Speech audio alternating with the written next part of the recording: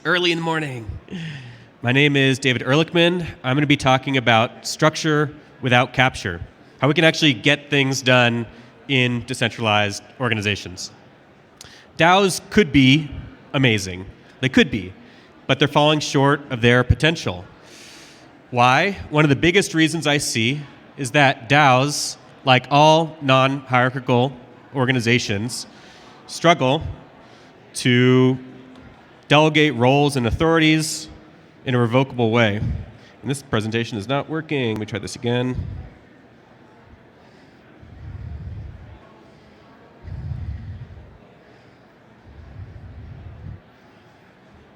Aha, all right. To repeat, DAOs could be amazing, but they're falling short of their potential. And why? One of the biggest reasons is this. DAOs, like all non-hierarchical organizations, don't have a good way of delegating and revoking roles, responsibilities, and authorities to get things done. There's been a lot of talk in this space about the importance of voting delegation with respect to good DAO governance, like giving your votes to delegates to vote on your behalf for DAO governance proposals.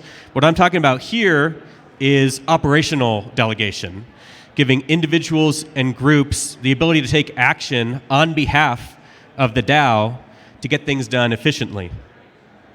Right now, only hierarchical structures are good at this. And so DAOs and other non-hierarchical structures struggle with this. It's a big reason why so many DAOs are either LARPing as decentralized networks, but really they're just controlled by a small group, or they really are decentralized and struggle to get things done with any kind of consistency and cohesiveness. They're chaotic and messy. And this is one of the biggest problems in the space today, as I see it. And I'm going to give a framework in this talk for how we can think about this problem and how we can solve it. The good news, maybe the bad news also, is that this problem is not unique to DAOs. It's been something that I've been seeing come up over and over again in my work over the past 12 years, building over 50 different impact networks, these coalitions of multiple organizations who work together to address big complex issues like stewarding a large landscape or protecting migrant rights across borders. Over the past 2 years, I've been focused pretty much exclusively on DAOs, trying to blend the socialware, the social layer of technology that allows us to build high-trust communities and organizations, and then trustware, the technological capabilities that allow us to coordinate at larger scales even when we don't know or trust one another, so that we can coordinate to address our biggest challenges without reinforcing or without recreating the entrenched and extractive power structures that we see today. And over again, in these collaborative efforts, there's so much promise. And often they do a lot of cool shit and make some real impact, but something is getting in the way that's keeping them from fulfilling their full potential. What is that? It can be framed as the tragedy of the responsibility commons, with a hat tip to my Hat's co-founder, Spencer Graham, for coining this term. So what is the responsibility commons? When people coordinate to do something, a lot of things come up that need to happen. Sometimes it's unclear who's responsible for those particular things, and so those things fall into a responsibility commons.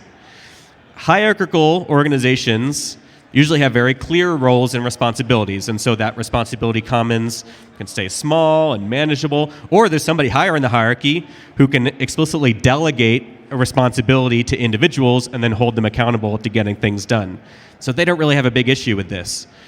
But in DAOs and networks of agents, where people are coming together as equals, when people don't have explicit power over anybody else, a lot of things come up that need to get done, and they don't have a good way to delegate those responsibilities or for people to claim those responsibilities or to ensure the right people are claiming those responsibilities, and even if somebody does claim them, to ensure people are actually following through on those responsibilities. So a lot of things come up that need to get done, and they either go unclaimed or undelegated, or they're claimed by the wrong person, or they're claimed by somebody and they don't actually follow through. This is the tragedy of the responsibility commons, and it's a big reason why DAOs are unable largely to be as effective and as efficient as traditional organizations today. Now, how can we overcome this tragedy? There is a way forward, and I'll share that with you. First, we need to look a little bit more deeply at how we're organizing and what's getting in the way. So we're going to look at the pros and cons of hierarchies, then the pros and cons of networks, then how we can actually solve the tragedy of the responsibility commons, and examples of the solution in practice. Which brings us to part one, pros and cons of hierarchies. Hierarchies are, and have been, a dominant organizing structure for thousands of years because they're really good at what they do best. They're really good at engaging in complicated domains where it's clear what needs to be done and we can go forth and plan and execute. They're good at this because people generally are clear on their responsibilities, or they can be delegated those responsibilities. And these structures are pretty reliable and stable, so they can scale well. But hierarchies are challenged when engaging in complex and multifaceted issues where it's not clear what needs to be done and how to do it. In the face of complexity, the structure creates bottlenecks. And though the structure is reliable and stable, it's also relatively inflexible, so it's slow to adapt. Meanwhile, the high concentration of power in hierarchies means that certain groups and individuals at the top have entrenched structural advantages over others, and they're rewarded far more handsomely than others lower in the hierarchy. Another way of saying this is that the structure, the system, is captured. That there are certain individuals and groups who are capturing more resources from the system than the value that they're providing. The distribution of power in the system is out of balance. Right? They're like black holes sucking resources and value out of the system. This is a big reason why we're seeing this shift, this widespread shift from these entrenched power structures to more collective ways of working. I've never seen more attention and interest in alternative organizing structures than I do today, in cooperatives, and purpose trusts, and DAOs. Each of them are taking more of a network approach to coordination, which brings us to part two, the pros and cons of networks. Networks are actually pretty good at engaging those complex issues because they're good at combining diverse perspectives, they're resilient and adaptive, and they're much more capture resistant than hierarchies. And that's why networks are really better suited than hierarchical structures for doing things like governing and stewarding shared resources and public goods, which is why DAOs have taken this approach and why DAOs favor more collective forms of decision-making over unilateral control. But DAOs, as they grow larger and more diffuse, like all networks, they struggle in those complicated domains where we know what needs to get done and we just need to go execute it. What happens is there ends up being kind of a lack of role clarity. Who's responsible for what? There's so much going on. We don't know who's responsible for what. There aren't clear roles and responsibilities. Largely ineffective at holding people accountable to their commitments because people don't have power over others to hold them accountable. And relatively unclear about how we can delegate and revoke authority when we're coming together as a network of peers. This, again, all points to this tragedy of the responsibility commons. It's what's holding us back. So how can we overcome this tragedy? How can we solve this problem? Three main ways. Number one, we need to be able to explicitly delegate roles and responsibilities in a nuanced way, down to the level of the individual, not just the group. And we need to be able to delegate and revoke the necessary authorities to fulfill those roles and responsibilities. And we need accountability mechanisms to make sure people are actually following through on their commitments. Right now, only hierarchical structures are good at this. So in non-hierarchical organizations, we need ways of delegating roles and authorities while still reinforcing the decentralization of power. Another way of saying this is we need structure without capture. We need structure where the ultimate authority is held not by an individual, but by the collective. We need a way of giving structure its place within the self-organizing organism of a DAO. We need to give people power to do things without creating entrenched power over structures across the whole organization. Another way of saying this, hat tip to Brennan Mulligan, is we need to create finite hierarchical structures within a collectively governed whole. I'll repeat that. We need to create finite hierarchical structures within a collectively governed whole. Hierarchy is really good at addressing those complicated issues where we know it needs to get done and we can go execute. Networks good at those complex arenas where we don't know what needs to get done, but we can bring people together and figure out.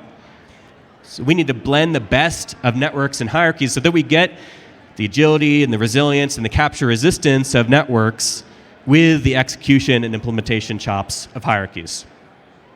So how would this actually work in practice? Let's take 3 examples of how we can create these fit-for-purpose hierarchical structures within this collectively governed whole. First example, let's say a DAO wanted to run a grants program. So it realized it needs some structure to do that. So it delegates the authority to make decisions about what things are resourced to a grants committee. Great first step. But the grants committee realizes it needs to delegate responsibility further. They identify that they want specific individuals, which they call champions, which is why they have the little muscle there, to oversee the grants and support grantees in making sure that they're actually following through on their commitments and they have the authorities that they need. Maybe those authorities are access to a certain communication channel or documents or GitHub admin rights, whatever it is. So as you can see, here is a structure, but it's a fit-for-purpose structure. It arises when it's needed and it will dissolve when it's no longer needed. You can see roles and responsibilities are clearly delegated. Authorities are delegated as well. But there's not an individual at the root of the authority tree. It's the collective. It's the DAO at the root of the authority tree. And so it's capture resistant. And at any point, those authorities could be revoked if somebody was not following through on their grant or if the champions weren't following through on their commitments. And if the grants program wasn't working at all, the DAO could revoke that authority given to the grants committee. The dotted line here, as you can see, the grants committee, in this case, the grants committee and the champions are members of the DAO, and the grantees are external to the DAO. So we can create these structures that span both internally and externally to DAOs, both within and outside the system. So again, this is a structure to get something done, to add a new capability to a DAO, but it's capture resistant. Let's take a second example. Let's say a DAO wanted to run an event here at ETH Denver. And so they organize a project team to get that done, and they give the project team the authority to manage the budget for the event by making them signers on the multi-sig. That's great, but we need to go further. We need to delegate responsibility further, not just at the team level, but down to the level of the individual, because even teams need structure and clarity on who's responsible for what. One of the roles that the team identifies they need is a facilitator, somebody who can be the point person for all that's going on. And they give that person the authority to have a discretionary budget for small kind of point-in-time expenses and the responsibility and authority of posting to Twitter or casting on Warpcaster, and also the responsibility of overseeing the caterer and logistics person for the event, and the ability to give them the authorities they need to do their work, in this case, access to a DAO's communication channel. And again here, the project team and that facilitator, they're members of the DAO. The caterer and logistics person, they're external to the DAO. So these structures work both within and outside whatever system you're working with. As before, we have a clear structure here. And while the facilitator has been given certain powers to do their job and take action on behalf of the organization, they don't have power over the group. It's actually quite the opposite. It's the team who has the ability to revoke the authorities and powers delegated to that facilitator if they're not following through. Or they could even attach those authorities to specific eligibility criteria or certain accountability metrics to make sure that they're actually following through. And if the DAO didn't like the way that the event was unfolding, they could revoke the authority given to the project team as well. So fit for purpose structure, get something done, totally capture resistant. The collective is at the root of the authority tree. Right? It's not an entrenched power structure, but we have structure to get things done. One more example. Let's say a DAO had a bunch of different arguments, and they needed a way to resolve those disputes, moderation or arbitration process. In one such argument, there is a green hat who's for the argument and a red hat who's against the argument, and they can't figure it out on their own, so they need to go through this arbitration process. To hold them accountable, they have to stake as part of a staking contract. That opens up the case and gets them access to this communication channel. And the DAO has delegated the authority to make decisions on this and other cases to a group of arbitrators. Those arbitrators are also held accountable by staking through a contract that gets them access to the communication channel as well and gets them verified voting rights to make decisions on behalf of this case. So a very different structure in this case, but another capture-resistant structure to get things done. These are just 3 of many, many different examples that you can imagine. What we're calling structure Legos, the ability to add structure onto your DAO to create new capabilities. We looked at a grants program, but you can also imagine that similar structure could be used in a bounties program or an investment committee, project team or a working group or work stream, dispute arbitration or moderation process, but many more. You can imagine guild structures, holocratic or sociocratic circles, stewardship council or core team, recognized delegates, authorized representatives, and so many more. So imagine the ability to attach a fit-for-purpose structure to your DAO to add a new capability. A way to give structure its place within the self-organizing organism of a DAO. This is what I mean by structure without capture. We need structure to get things done while reinforcing decentralization of power and capture resistance. This is what I believe will solve the tragedy of the responsibility commons and what will enable DAOs to take the next leap to be able to work and get things done at the same level or greater level of efficiency and effectiveness as traditional organizations today. As you can see, this is what I'm really excited about and spending all my time thinking about and doing with my team at HATS Protocol. If you're excited about this too and keen to learn more, check out HATS Protocol to XYZ and get involved there. So just a quick recap. We talked about the tragedy of the responsibility commons and our inability to have structures to get things done within non-hierarchical contexts and decentralized power. So then we looked at the pros and cons of hierarchies, the pros and cons of networks, how we can solve the tragedy of the responsibility commons by delegating roles and responsibilities in a nuanced way, by delegating or revoking the necessary authorities or attaching them to specific accountabilities and providing accountability criteria to do that. And then we saw examples of the solution in practice, different structural templates or structural Legos that you could use to attach to your own DAO. I hope this talk was interesting and sparked some new insight for you, and I look forward to co-creating a future with you where DAOs have the optimal structure to govern shared resources and get things done at same or greater level of effectiveness that we see today in organizations. Thank you.